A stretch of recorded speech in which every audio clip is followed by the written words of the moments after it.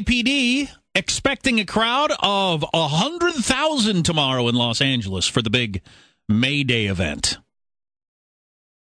Mostly, they expect the crowd to be so big in the wake of the outcry over the new Arizona law. How many?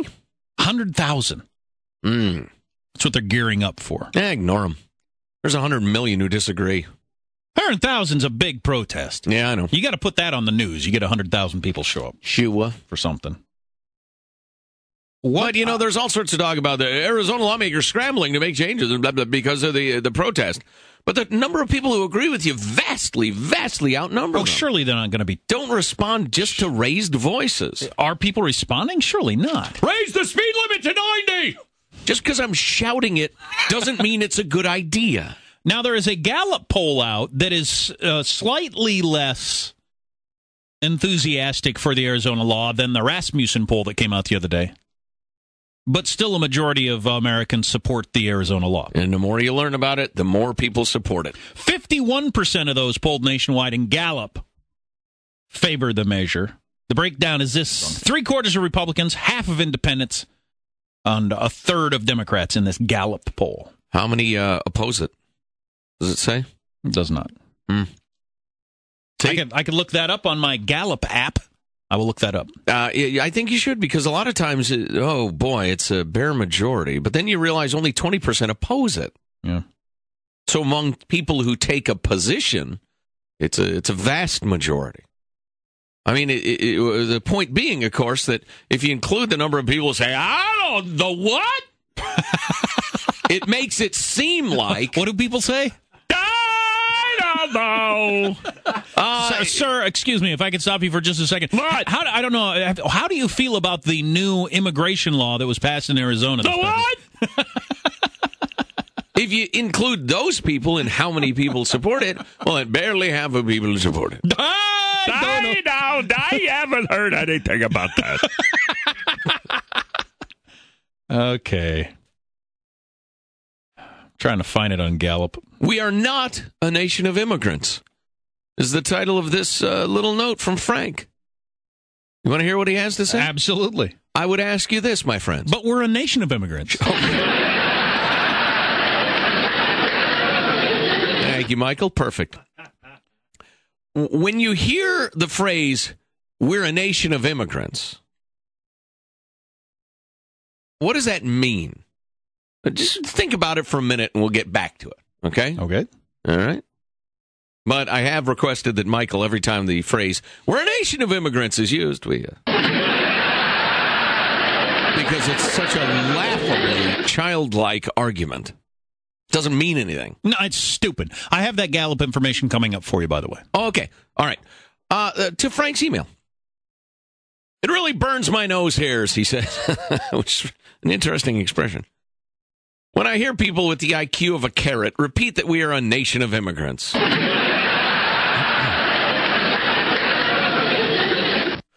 immigrant is, by definition, someone who is born in another country and moved here. The vast majority of Americans living here were born in the United States and are therefore, by our own laws, native-born citizens, not immigrants. If you define an immigrant as a person whose ancestors moved to where they live from somewhere else, then everyone in the whole wide world is an immigrant, with the exception of the few people in a small place in Africa that monkeys came down from the trees a few million years ago to evolve into human beings. Jeez. Now, what they're trying to say with that childlike phrase is that we're a nation that has historically had a lot of immigration, and that fueled a lot of our growth. Yeah, that's true. But if you look at the history of immigration, and there's plenty of information about it, we had various bulgy times in our country's history where we allowed a lot of people in, more or less willy-nilly. There are times where we allowed a pretty prodigious number of immigrants in through Ellis Island and screened them incredibly carefully. And Angel Island, too. Why the Eastern prejudice? Out of me. I don't know. And then there were times shortly after the big Irish-Italian boom of the early 20th century and the 19th century where we said, you know what, that's enough. We've got plenty of immigrants at this point. We really need to restrict immigration. And that was, like 100 years ago. So Well, we're a nation of widely varying patterns of immigration, including really restrictive times. Depending on what you need. And the guy from the Center for Immigration Studies, he went with the complex argument that you can't. It's difficult to have a complex argument with somebody who's screaming, "We're a nation of immigrants." But as he said, today is different than 10 years ago, 50 years ago, 100 years ago. And what we need now is skilled labor, and we need this and that, and our hospitals are taxed, schools are taxed.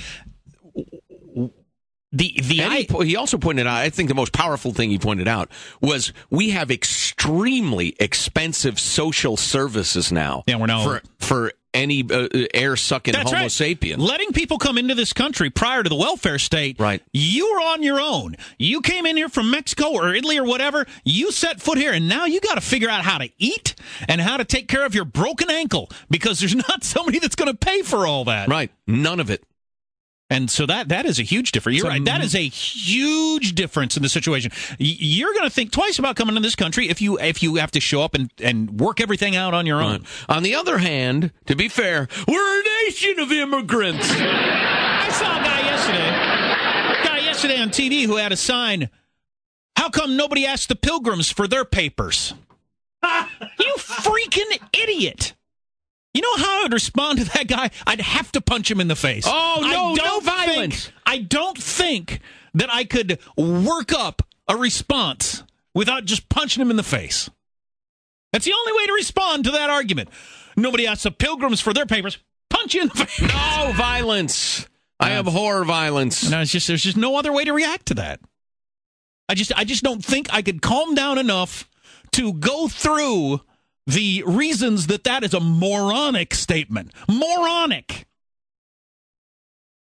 So what you're saying, sir, is that big boats full of people, explorers, whatever. So I guess in your mind, yes, somebody from another country can show up to Santa Monica Beach with a flag and say, "I claim this for Iceland." And we still live in that era, apparently. How about you tote a sign that says, "They didn't ask the Pilgrims for driver's licenses"? No.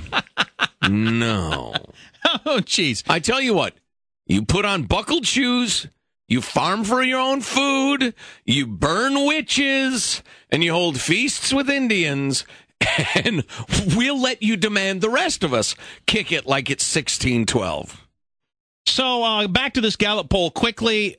They ask all Americans and then people who'd heard of the law. If you want to go with all Americans, 39% approve of the new law, 30% oppose, 31% no opinion, or not heard of. Right, and how did they characterize the law? Of the heard of the law, yes, they ask you, have you heard about this? You've been following this? Yeah. 51% favor, 39% oppose, 11% no opinion. So you got 39% oppose.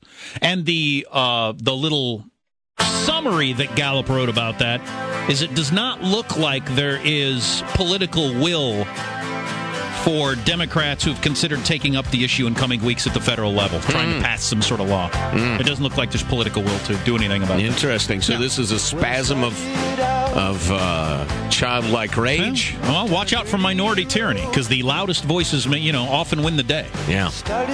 Marshall's News coming up. You can call us anytime, 1-866-331-TALK. You are listening to the Armstrong and Getty Show.